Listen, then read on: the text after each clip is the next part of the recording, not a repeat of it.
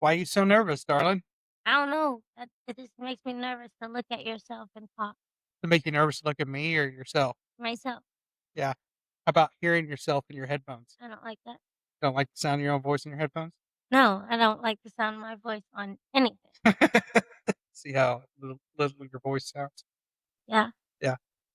So, those of you who tuned into my first session, most of you will know who this is in the studio with me today because pretty much everybody who listened, it's family and friends. So thanks for that. Uh, this is Justice Trent. Uh, she married Austin Trent, who is my son-in-law. I couldn't ask for a better son-in-law. He may be a pain in my ass sometimes. May not put tools back, but he would do anything for us and uh and makes her happy most of the time. So that's all I care about.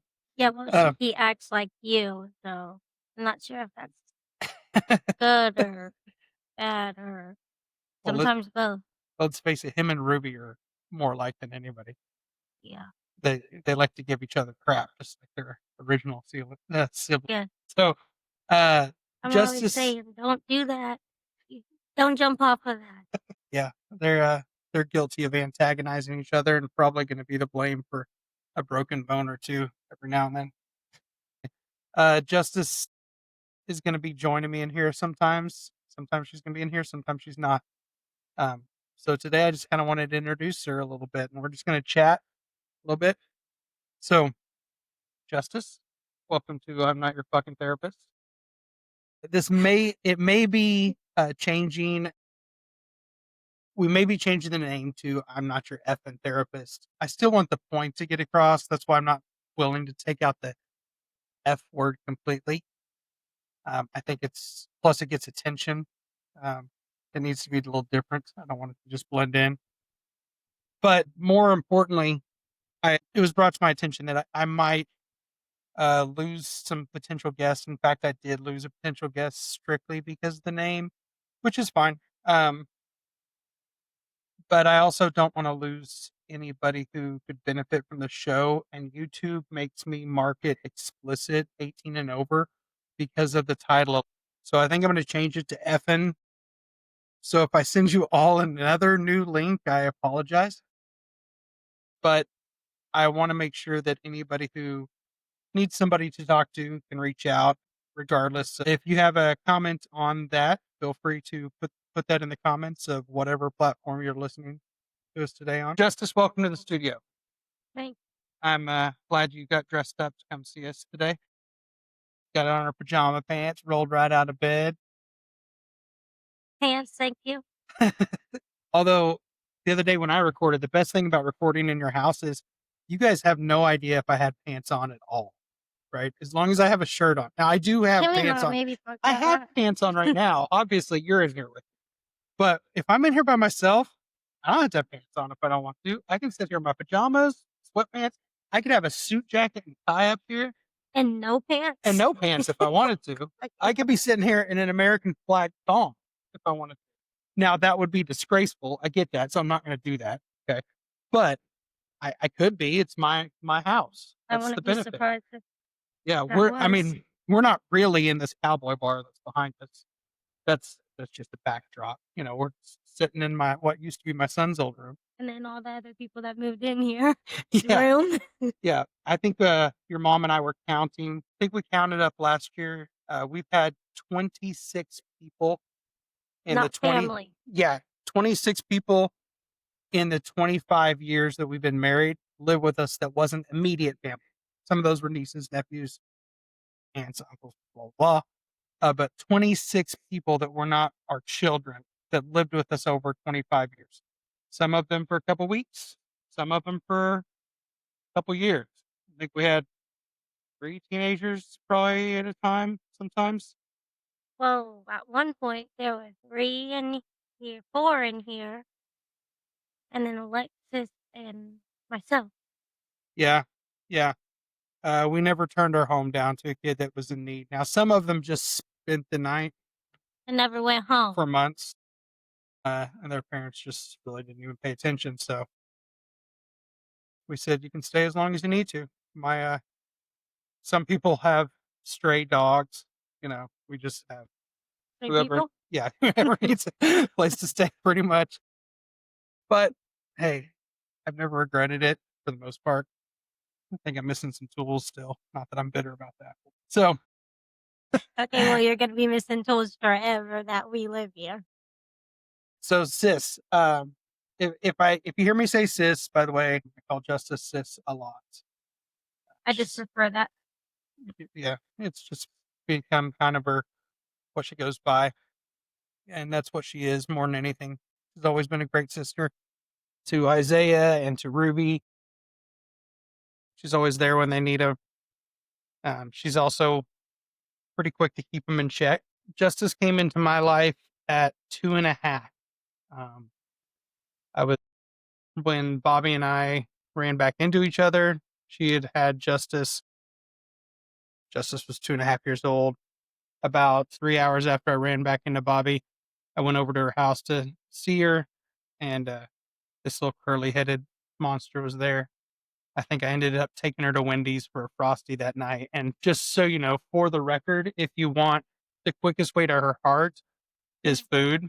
Okay, specifically Candy's frozen custard now, but I was too broke at that point to introduce her to that. So Wait, hold on. So my addiction to Wendy's started that long ago.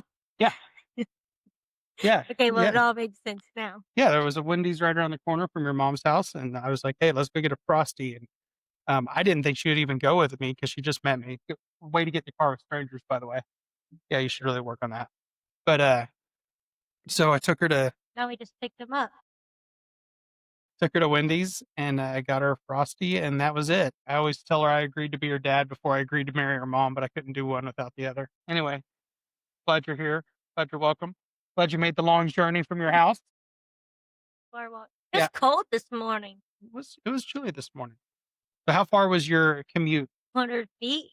They have a tiny house in the backyard, so That's still not finished. So yeah. I have a closet in this room. I have to use the restroom and take a shower in this house. I have a kitchen, a fridge, and a microwave, and an air fryer. However, I just use this kitchen. You kind of have a detached bedroom, really, when you think about it. Yeah. Yeah. So that's all right. It's a cute little place. And my granddog lives out there. You're what? You're my granddog. Oh, Yeah. Bella May. yeah. You better not think she's not my granddog. So Yeah, well, you didn't take her to the park. So yeah, well, needs to get over it. So anyway, we're just gonna chat today a little bit. So Justice, the last 4 years now, I've been dealing with a little bit of issue. Has it been 4 years? Is that yeah. correct? Yeah. Yeah. Wait, almost 5? Yeah, I guess it's right at 5. I got diagnosed August No, you 21. didn't get diagnosed till the next year, but so yeah, it's been 5 years, but you didn't get diagnosed till the next year. Yeah. Yeah, till we went to Cleveland. Yeah. Yeah. What were you diagnosed with 4 years ago, sis? Okay, psychological non-epileptic seizures, so PNES, and then FND, functional neurological disorder. So what is that? What's some of your symptoms from your PNES? They all run together, both diagnosed. I have seizures, obviously. Hey, calm down.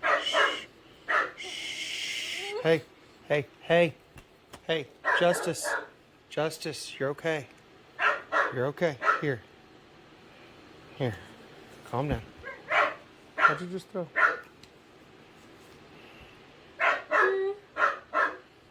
Calm down.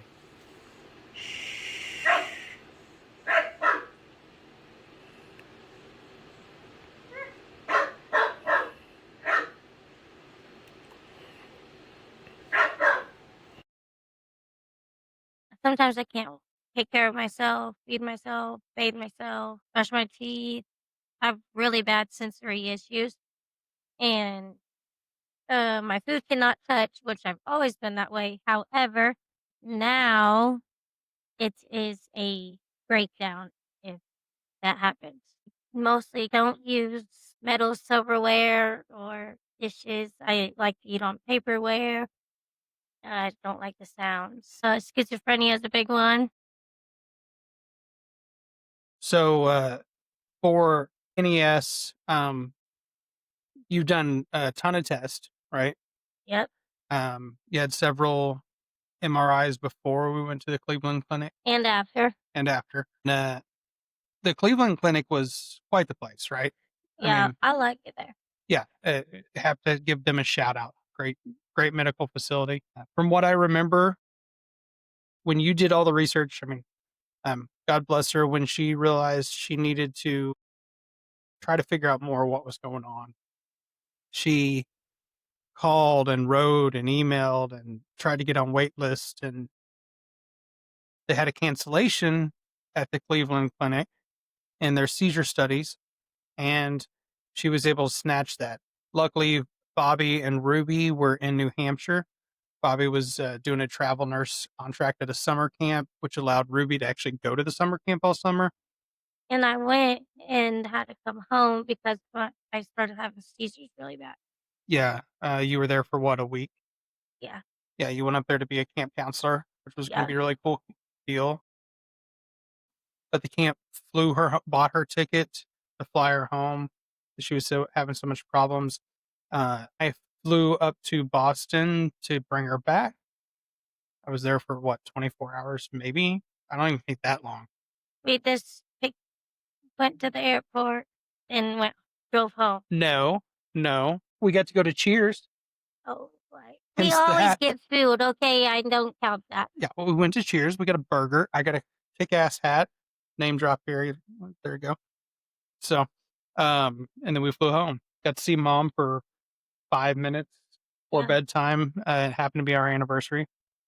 So, anyway, so we go to the Cleveland Clinic, and from what I remember, they told you that they would have you hooked up to all the machines. You go in, and there's this room with all these cameras, right, and all these wires. The wires are connected to from the top of your head, basically, too.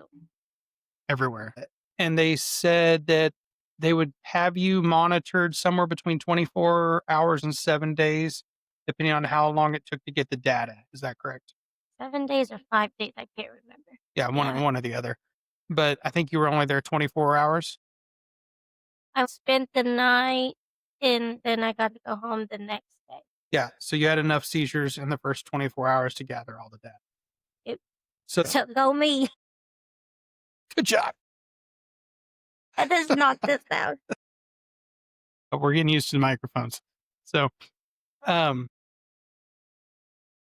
All right. I'm gonna say a lot of ums. This software is gonna have a big job removing all my ums. So just know that if there's only 1 million in there, it took out the other 1 million. So we go into Cleveland. She's hooked up to all these monitors, and there were, if I remember correctly, there were 40 different rooms that were monitoring stations. I can't remember. I just remember that 9 out of the 13 or 12 people that were there for the same issue. Yeah, I think there were 40 rooms, if I remember it, and it could be 20. There are a lot, and they were all to observe seizures. And what the doctor shared with me, about 20% of the patients they see for seizure study are this type of seizure. They're a non-epileptic seizure. One of the biggest differences from an observation point when she's having her physical seizures where full body shakes, it looks like a grand mal seizure. However, she's fully conscious of what's going on. She knows what's happening, but she can't stop it, which is really, really scary to watch because it's your kid, right? You want to take away all the pain and you want to help them, and you can't. There's nothing you can do really except for be there. It's more scary for the other people than it is for me. Yeah. I think you can say that now. I don't know if you can say that. Well, at the beginning, it was scary because I didn't know what was happening. But you always, since I'm alert, you can see the look on somebody's face go from normal to panic or upset or crying Like if people are with other seizures, you can't see the reaction. I can see the whole thing. Right. So to me, that was worse than the seizure. Yeah, I could see that because Now I just make jokes about it while I'm on the floor. yeah, there's often jokes going on while she's in the middle of shakes. Right. The other night she had a pretty scary one because she did it in the kitchen floor, which is concrete. Luckily, Ruby was right there, and Thor, one of our bulldogs. If Thor's in the house when she has a seizure, he will not leave her side. Like you have to physically drag him away. And he alerts to me often. Yeah, which is really cool. Luckily, Ruby was there. She was over cradle her head to keep her from hitting the concrete, and then we put a pillow under her head and got her back. But why don't you just share a little bit about what that you know from experience causes that? It's not a physical thing, right? So something I'll point out here real quick is when they do these studies, they can see in the brain if it's causing it. There's not a physical sign like there is with an epileptic seizure, right? But the seizure is very real, and it manifests itself, like I said, in a lot of different ways. Sis, why don't you just share some of the stuff that you've gone through over the last 4 years dealing with this? Okay, well, I guess I'll start at the beginning. First, I had just finished school for medical coding and was working at the hospital in Springfield. And it's controversial. Nobody knows actually. I got the COVID vaccine.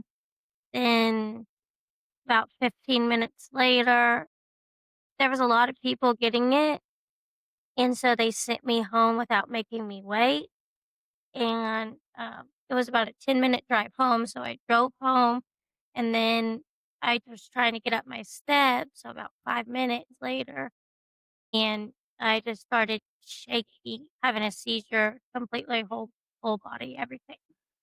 So then we moved back home, and I was a coder at the hospital in Eureka, and I loved it. But I was having seizures at work more than I was working, so um, I had to stop working. What have they said there was physical? Have they kind of helped you understand that what drives it? What Well, first it's just my brain sends the wrong signals, basically. I can do stuff like walking or eating without thinking about it because it's muscle memory. However, if I tell my brain to do something, I can't do it because I shake. I tremor a lot also. Stress is even worse, makes them worse. So, like, if I'm meeting someone new, if I have an appointment, daytime, people are coming over, any of that stuff makes them worse. That for women, it's worse during that time of the month. just for the record, for men, it's worse that time of the month too. You can smack me for that one if you want to, but smack. No. So anxiety, stress. Yeah, and there's no medicine for it. I just have to take medicine to help my anxiety and my depression to like keep it at bay, basically. Now they're like pretty controlled, but if I would go back to work, then I would just have to start all over again. Yeah, you've changed medicine a few times. So what she means is there's no medicine, and correct me if I'm wrong, sis, but we can help try to treat the problems that kick off the seizures, right? Help treat the anxiety, help treat the stress, help deal with those things and try to prevent those and give. And she's had CBT, cognitive behavioral therapy, that's taught her some coping mechanisms to help calm her down in certain situations, right? There's a few medicines that will help in crowds and stuff like that. Now, I will be the first to say how proud I am of you all the time because even though we know that crowds are going to set things off, right? We know that new things and loud sounds and lights and uh, chances of you having a seizure at a thing like a concert, for example, Yeah, are really high, right? yeah. We know that going in. Like, there's a 90% chance that sometime during this concert, I'm going to look over and my daughter's going to be shaking like crazy, right? And But most of the time that happens. yeah, but has it stopped you from going? No, because I don't want it to um ruin. Like I want to still do things I want to do, and I love my mother, but sometimes she says, "Well, won't that make you have a seizure?" Well, probably, but I still want to do it anyway. And they have lasted for like 4 hours, 8 hours, 2 hours, but most of the time it's only about like a 15-minute whole thing. Yeah, So for me, for a whole day of fun and have 15 minutes of problems, it's worth it. absolutely. And I think, and I don't know, this is just theory, but I think that it's going to things like that have probably prevented as many as they've caused because they lower your overall stress because you're able to have fun, Yeah, right? And get out of the house. If you were just locked in the damn house all day, my mm, depression would be really bad. right, and you'd still be having them Mhm. without the damn concert, Right. right? Um, there was, I don't remember if it was the Megan Trainor concert or Tim McGraw or Willie or which one, but you had a pretty bad one at the amp. They wanted medical wanted to take her away, right? And I remember I was carrying you out and you're like shaking in my arms and they were trying to help. They're medical professionals. I get it. For those of you who don't know, her mom, my wife, is a nurse and she's a good one. She's a horrible patient, by the way. Absolutely terrible patient. And for maybe this is a common theme amongst medical professionals. I don't know. It's like the roofer's house always leaks and the mechanic's car never drives, but horrible patient. Love you, honey, but listen to the doctor. But she's a great nurse. And so when the medical professionals at the AMP came up and they wanted to help, but we're like, she's fine. She doesn't need to go anywhere. I'm just going to take her over here where she can get a little bit more air. It's cool.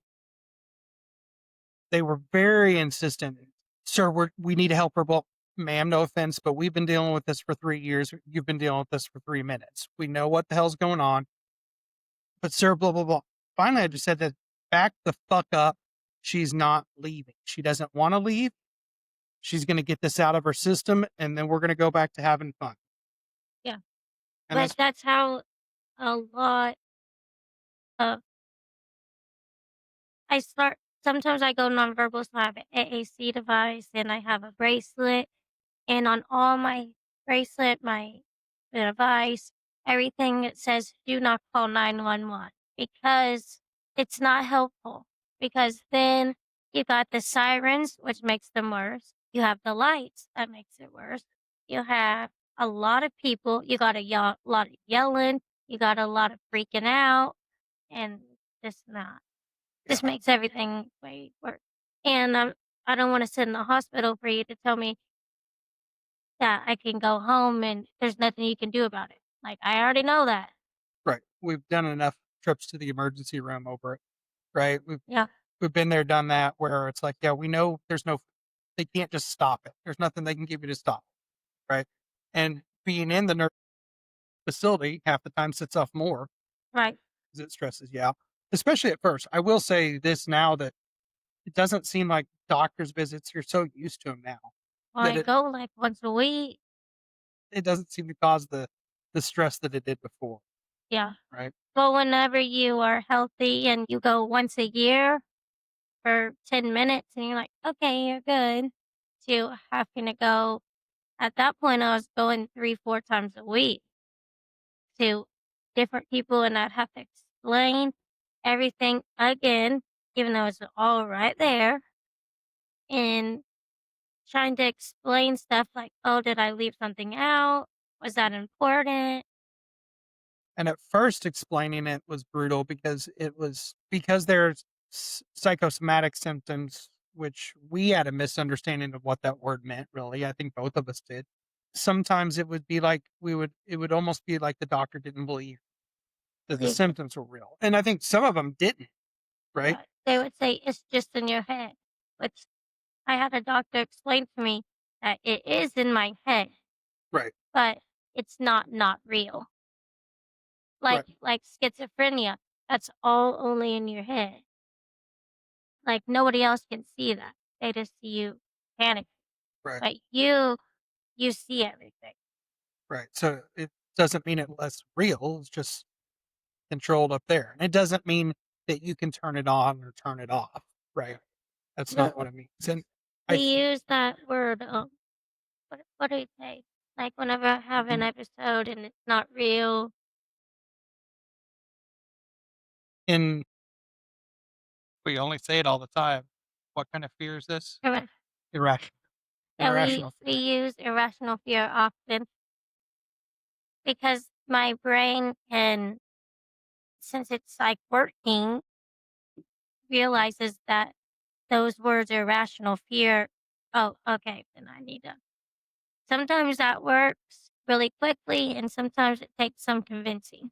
Yeah, yeah. I There are times that it's scarier than others. I do remember when my worst one, when we had to go to Branson to go to the emergency room because the schizophrenic episodes came way later, and the billboards, the people on the side of the road, everything I thought was going to attack me and get me. There's black shadows. That's like an hour and a half drive for us, and the whole way there and the whole way back was brutal. I don't really know Yeah, what else to use. that's brutal. It took, what, 30 minutes to get me out of the car when he got Yeah, home yeah, close to because I that. don't recognize anybody. So that was the same week that you had your first schizophrenic episode that I remember like that. We were at Cheddar's on the strip, and it was for Grandma Miracle's birthday, Oh, yeah. right? And she's always had stomach issues, right? You vomited a lot, right? Yeah, and Um, they think that it's because my anxiety's so high all the time that I'm just a nervous body. yeah, you're Yeah, I also lactose intolerant, but love ice cream, yeah, I'm not gonna not eat it. No, it's not. My stomach will just hurt for a little while. but you don't eat it after 8, so you do that. So Yeah. that's good. Most I remember we left Cheddar's and you got sick. Well, first we had to I was shaking so bad, and at that time, nobody had, like, now I can take, like, a clozapam or something like that, but nobody had given me anything like that. Right. And so, remember that waiter had a pin. Yeah, you had a marijuana pen, and Yeah. we tried to see if that would calm you down a little bit. It And didn't. it worked for the seizure part. Yeah. Um, we went outside, and that kid, you remember, you scared, Yeah, I scared that kid. She started crying. and you felt so bad over scaring that kid. And I was thinking, just another illustration of how big your heart is. That your concern was scaring the kid. But later, I went back into the restaurant after everything was said and done, and her mom let me explain to her what was happening. Yeah, which was good. I was glad you were able to do that. So we left there. We get about a block away, and you were getting sick, right? Mm, And that was before you had your procedure a couple weeks ago. So sick often was multiple parts of the body, right? yeah. And we kept our camper at that time full time at Treasure Lake right there in Branson. So we went over to Treasure Lake so you could change clothes before we drove home. Started having to carry extra clothes in my bag because I had a lot of accidents. Yeah, so you started carrying clothes, and we went over to get you some clean clothes from the campground, and this was the hardest time for me. I mean, obviously, watching you go through this stuff was always hard, but the worst part for me was that day because we got to the camper, and I don't know if you remember this or not, but you were in the back seat, and I went to help you out of the car, and you tried to crawl out the back seat, Yeah, which out it's the only window. and it's only a two door, by the way, because you didn't recognize me because all of a sudden you didn't recognize anybody around you. It's like they turn to clay, basically. I hadn't heard that descriptions. Some people pay good money for drugs to do that. So tried to get you out of the car, couldn't do that. Finally, we get you out. It takes about 10 minutes to get you out of the car.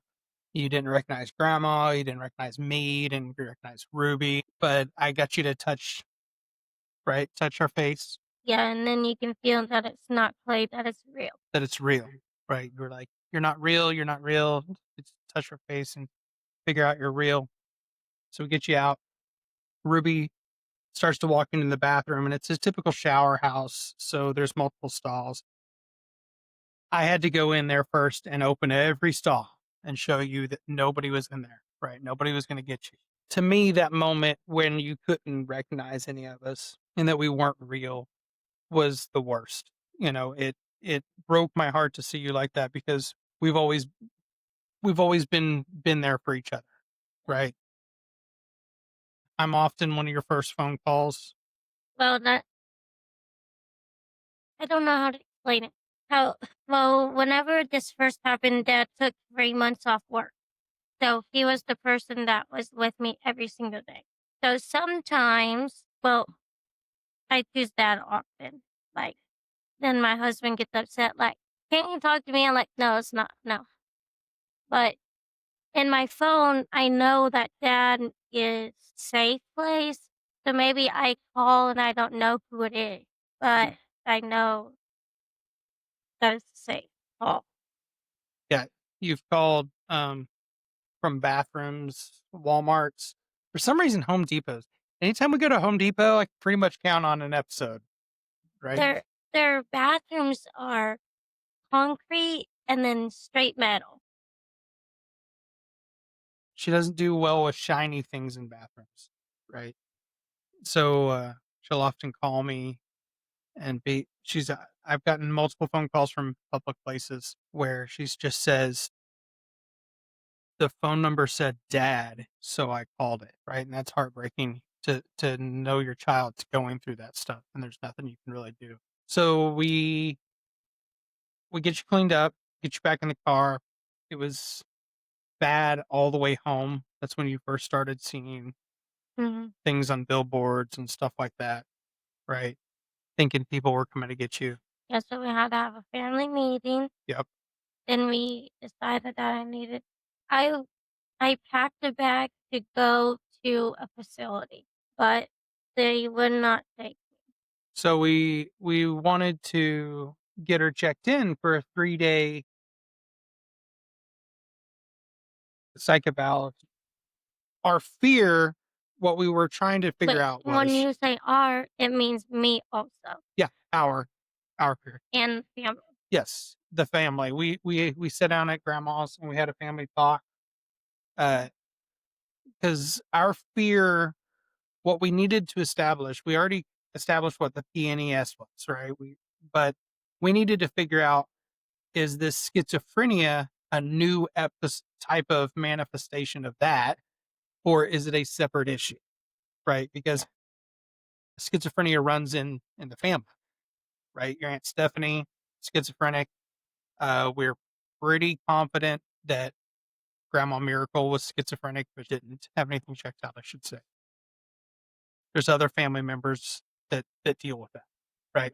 So we were concerned that maybe this was a separate issue.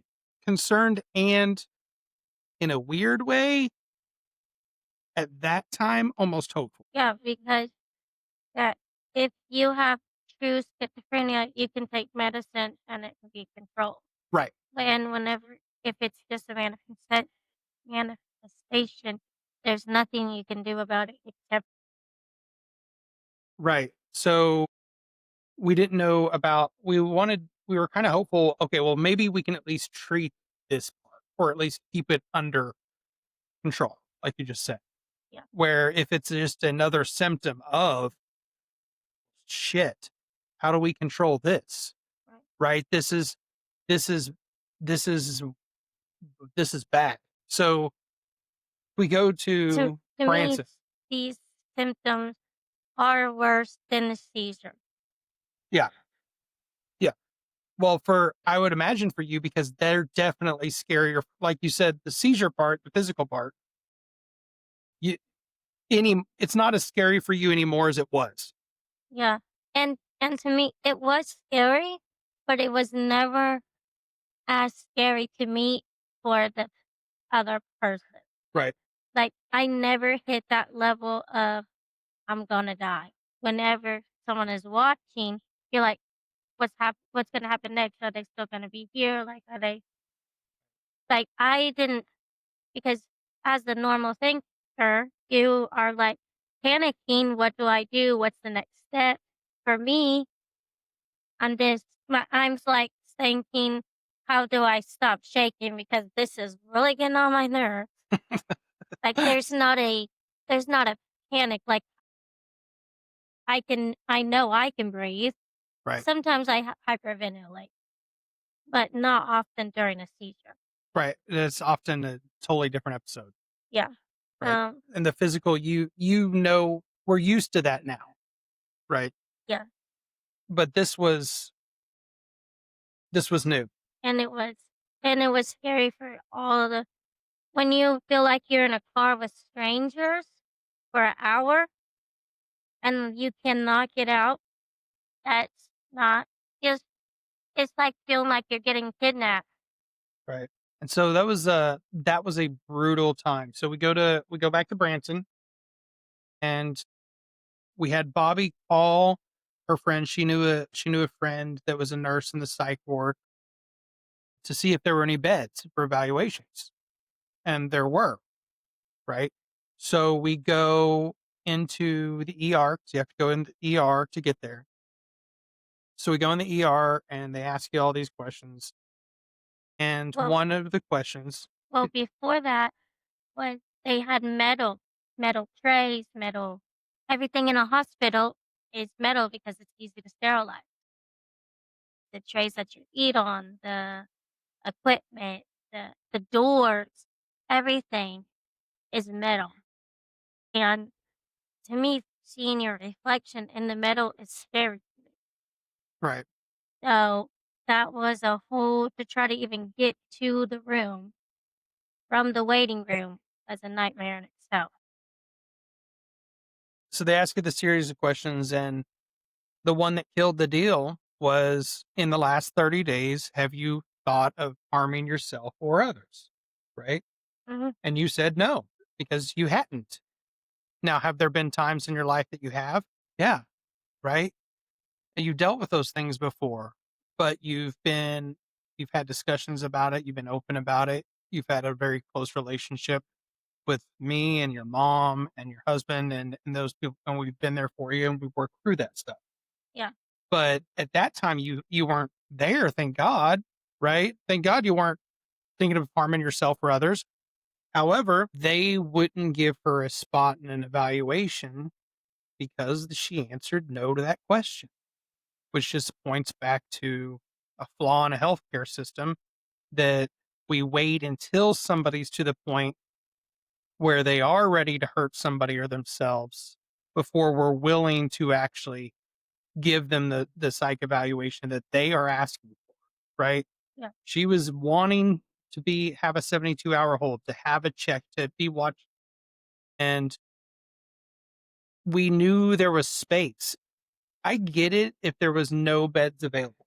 Like, I get that. Well, they told us that the beds were only for if you were an adult and you didn't have that, then they were only for for people under 18, and I could call a crisis line or go to Borough Health, which was another hour, and it's an emergency, like, same situation. You have to be, uh, A risk. yeah, for them to accept you, and I wasn't all of us weren't willing to try to take me in a car for another hour to just have to turn around and go back home. Yeah. And mom tried it a couple days later with the Yeah. place down in Fayetteville. So we tried to get you checked in for an evaluation Right. just to make sure that this wasn't a new separate issue that needed to be treated on its own. Later, not too much later, we were able to contact the Cleveland Clinic and verify that this could be just a symptom of that. I think mom messaged probably that same day or the next day, and No, I reached out to them. Yeah, I talked to them. did you send him a message and then they called you back? Yeah. And The even though he's very busy, the doctor there, he's quick to respond or to call you back or answer any email. so we were able to get confirmation that this could just be another symptom. Right. Yeah. Second episode, that there was an evening that your brother was coming out for dinner, and it had been a long time since you got to see him. It had probably been a couple months since you'd seen Isaiah, and you were really, really excited about it. Right. Yeah. And there seems to be two: when you're nervous about something, Yeah. or when you're very excited about something, right? Overstimulated in either way. So Isaiah was coming out for dinner, and this was the first evening. I think this was the first time that you went on. If it wasn't, it was the first week that it was happening because it was brand new. I remember Isaiah walked in the room, and you just grabbed him, and you shoved your head right in here on him, your little big brother. He's like And what, 6 foot? he's probably 6 foot now, and but you guys have always been close, right? I mean, you Yeah. fought just like siblings fight, but you've always been close. And I know that during this time period, him being in Fayetteville and you being up here could be hard, right? Because he was one of your support systems and you were one of his. Yeah. You know, you're always there for each other, and to not have that relationship right up in the forefront. We went from like seeing each other every day to like every couple months and like you can text or call or whatever, but it's not really the same thing. Yeah. So you dug your head into his collarbone there and you just started bawling. And you couldn't say anything. You were completely nonverbal, and you just stood there and you held him and he held you, and his head was No down crying on 'cause yours. I'm crying. That's okay. That's what this is about, is being open. He held this family hugs well, and we've never been afraid of hugging each other. We've never been afraid of saying we love each other. He just buries his head down, and I just see him. I just watch you guys cry on each other's shoulder for like 20 minutes. And eventually you started coming to, and there's the first thing I can always get you to start saying again is what? My sister's name, which is Ruby. So when she goes nonverbal, it's the first thing I start asking her is, what's your sister's name? And sometimes it makes me like my brain is just like, leave me alone. Like I want to do this, but like physically I can't do it. Like if you say that, if you ask that question, it like tricks my brain. And so like sometimes I just walk off and you're like, no, wait, come back. No, I don't want to deal with you right now. And Or but- you'll say, okay, you've been nonverbal too long. Now say it. No, what's your sister's name? Ruby. And sometimes you say it pissed off. Because like my brain is like, I decided I'm doing this. Yeah. And now you're like, No, we're doing this. right. So I I followed Isaiah out to his car at the end of the night, and I will be the first to admit that there's been times we all have our own traits, right? One of yours can be dramatic, right? You've had moments in time where maybe you're a little over dramatic. I vote no. She could be dramatic at certain times. Nobody could throw a fit quite as much as you when you were little. But it wasn't about not getting your way ever. That wasn't what it was about. These damn cats. Does anybody want a cat? If you do, I know where a couple are, but somehow Ruby suckered me into letting her have two inside cats again. And 3 outside. And there's 3 outside. Those outside are kittens. Yes, there was a stray that my mother-in-law kept feeding. We could not catch mama cat. She would like come up, have a litter, and leave. We've called to try to get her caught, but anyway, these 2 cats are great. But they're the ones who spilled my water, so screw them. Anyway, so we go out to the driveway, and I'm talking to your brother, and said, I know that what she's going through is real. I've been there, right? I took a leave of absence, like you said, so I could be home with you and be there for you, because you really couldn't be left alone at the beginning at all. Now I can but if I get left alone, it seems like it's inevitable to happen. Yeah. So I just try to avoid that, which is helpful that my grandma lives across the street. Yes, she's been extremely helpful to be there, and she loves you hanging out too, right? So gives her an excuse to have you come over and hang with her or whatever, and she loves to hang out with you, always has. So I looked at your brother and I said, I'll be the first to say that I know these symptoms are very real. I know that. However, I can't say that there hasn't been times that I thought maybe some of them were exaggerating. Right. But I said, there's no win in this one. There's no advantage for her to sit there and pretend she can't talk. This is, Right. and I said, and if this is acting, then she deserves a fucking Oscar. And he looked at me and he was crying, and he said, "You're absolutely right, and that's exactly what I was thinking." He was like, she's my sister. I love her to death. She can be a little dramatic about things, and I thought maybe the same thing. Maybe some of this is exaggerated.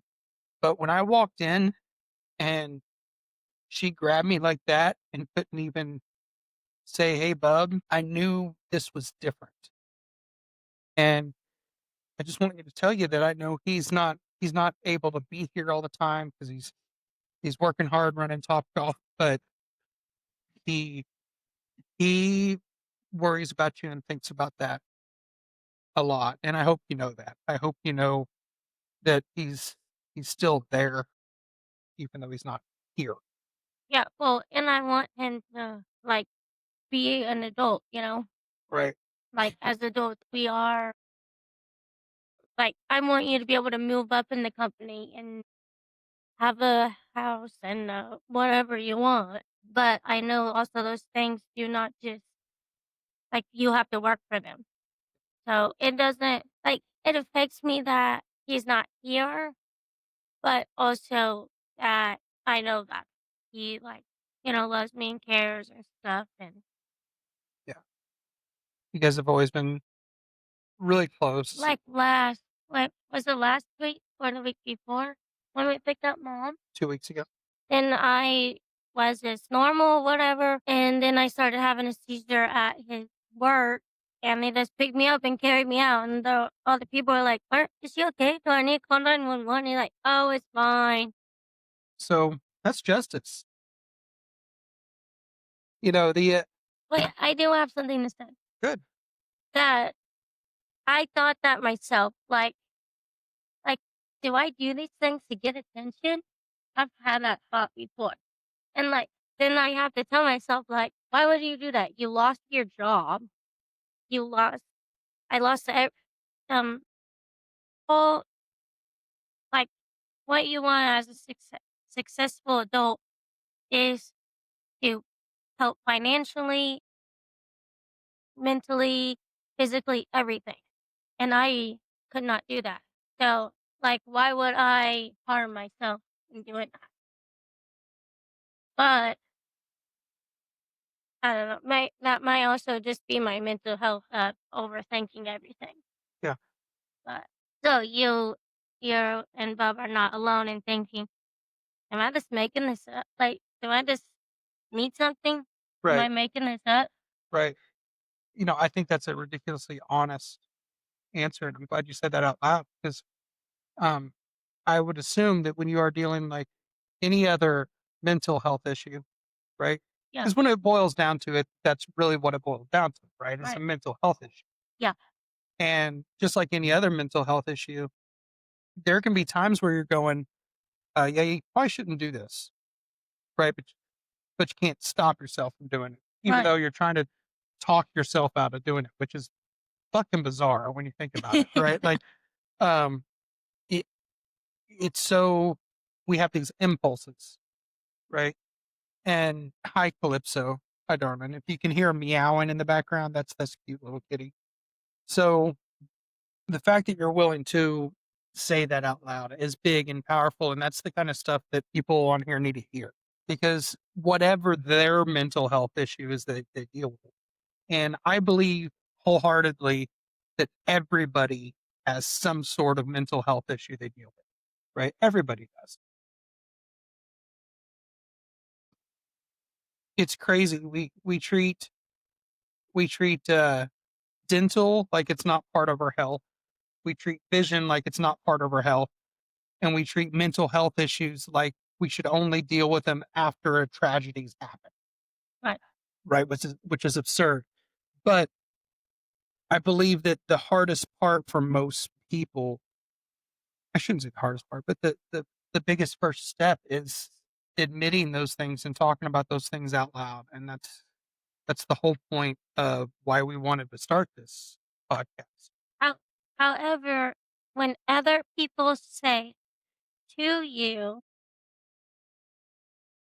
like, well, you're just making that up. Stop doing that. That makes me feel like, well, if I could, I would. So, like, the feelings that they don't believe me is valid. However, you have to be careful how you say that Right. because you can't just say to somebody, oh, you wear glasses? Well, I don't believe that's you as you can't see me. One of your biggest pet peeves I know is if you're having trouble breathing. And people say breathe, like I am breathing. Hey.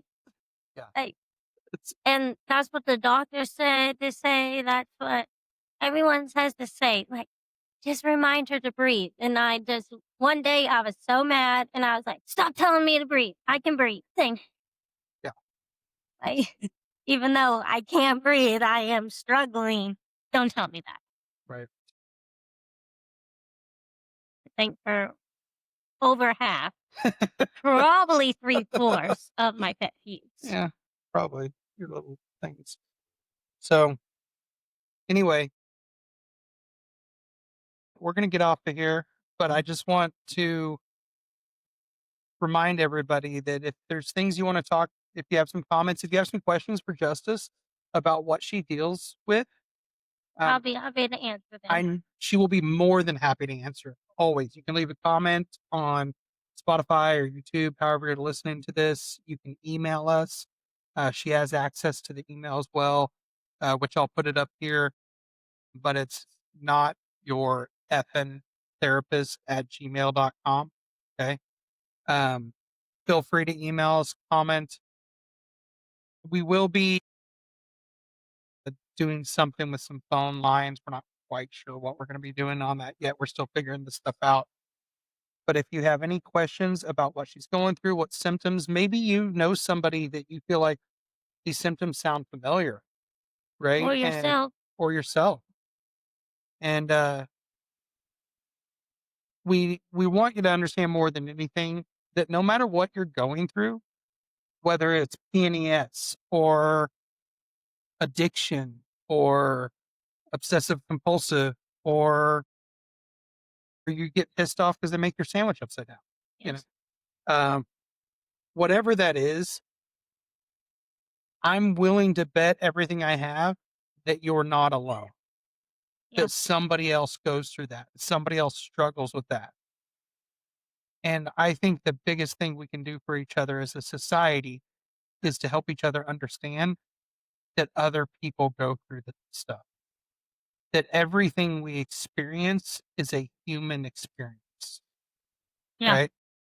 And as far apart as the world is right now, the more we can understand that our fears and our successes and our failures and all of that stuff, all part of that human experience is what brings us together and brings us closer, then we'll have a healthier society overall if we just do that.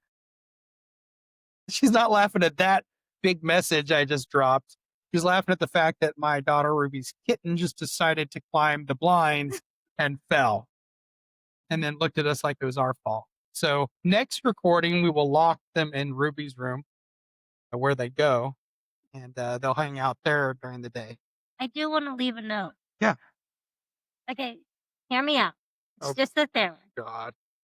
But if like things like schizophrenia and things that we like other people don't see, what about if they're actually there and people don't actually, but the other people just can't see them?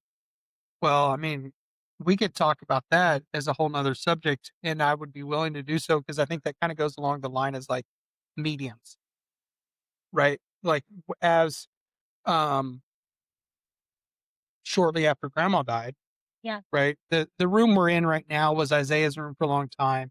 But then for the past 2 years until April or May, She passed when she passed away. I think it was April. She passed away in June. No, it wasn't that late, was it? Yeah. Was it after Easter? Yeah, it was June 27th. Okay. All right. Well, her grandma, my wife's mother, Miracle, lived in this room and was diagnosed with stage 4 lung cancer and brain cancer last September, the same week as my stepdad was diagnosed with cancer. And she lived in here. And shortly after she passed, Justice didn't even want to walk through this back door from their house because she would see her in here a lot, right? Yeah. And it wasn't just her, the dogs. Remember? Yeah, the dogs would like they would just bark at this room, or Yeah, except for Athena. she didn't leave here. Athena stayed in here the last 3 months the Miracle was alive. Yeah. She would eat and go out to the restroom, and other than that, she was in here with her. And after she passed, she would still come in and hang out. But the other dogs were like, no, hell no, we ain't going in there. So we can talk about that whole experience and mediums and ghosts and whether people think that's real or not or whatever. And it might be the same type of our part of our brain that maybe we're just accessing that other people don't access, right? That's what I'm saying. It might be. I mean, we use like a tiny fragment of our brain power, right? And other people are able to open up other areas, and we're not quite sure why. So I think that's an interesting conversation, and then I'd be more than happy to dive down that route on the next episode. So stay tuned. All right.